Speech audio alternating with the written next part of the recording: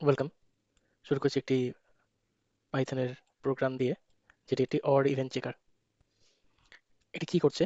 এটি ইউজারকে বলছে যে এটা একটা গেম। সিস্টেম নিজে থেকে 1 থেকে 20-র মধ্যে যে কোনো একটা নাম্বার জেনারেট করবে। সেই নাম্বারটা ইউজারকে গেস করতে হবে যে এটা অড না ইভেন। আসুন প্রথমে একটা কোড ওয়াকথ্রু দিয়ে দিই। আমরা এখানে র্যান্ডম মডিউলটা ইম্পোর্ট করেছি আর একটা ফাংশন ডিফাইন করেছি, যে আমরা জানি যে অড নাম্বার বা ইভেন নাম্বার কি করে, নাম্বারটা অড না ইভেন কি করে বুঝবো। যে আমরা একটা নাম্বার, সেটাকে যদি আমরা 2 দিয়ে তার মড অপারেশন করি এবং ভাগশেষ যদি 0 হয়, তাহলে নাম্বারটা ইভেন, নাহলে নাম্বারটা অড।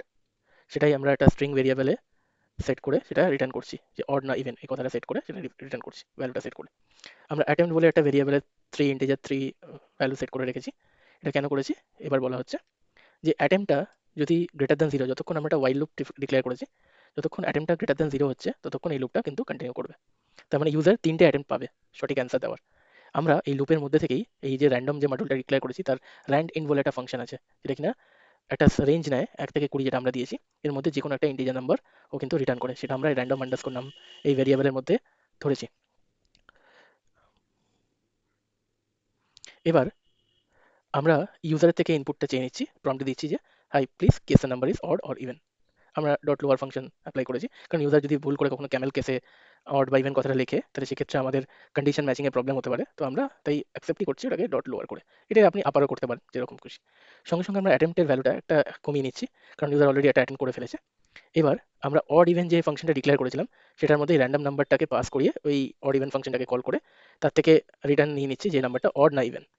এবার ওই অড না ইভেন স্ট্রিংটা যদি ইউজারের ইনপুট করা স্ট্রিং এর সাথে ম্যাচ করে যায়, তাহলে আমরা ইউজারকে বলছি যে কংগ্রাচুলেশন, আপনার গেসটা ঠিক। নাম্বারটা কিন্তু আমরা সঙ্গে সঙ্গে নাম্বারটাও ওই প্রিন্ট স্টেটমেন্টের মধ্যে দেখিয়ে দিচ্ছি, এবং এটা কি টাইপের নাম্বার সেটা যেটা আমরা এখান থেকে ক্যালকুলেশন করে বার করেছি, এবং ইউজারের গেস করা স্ট্রিংটাও আমরা প্রিন্ট করে দিচ্ছি।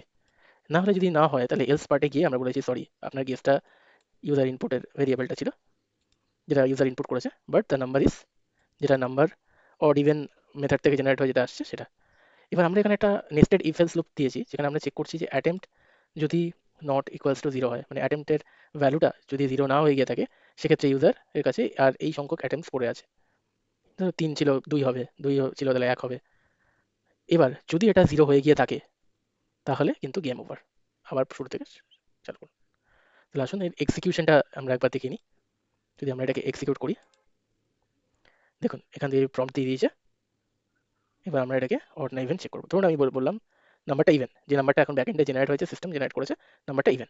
তো আমি যদি এন্টার করি, আমাকে বলো না সরি, নাম্বারটা কিন্তু অড। তুমি গেস করেছিলে ইভেন, বাট নাম্বারটা odd. You have 2 attempts remaining.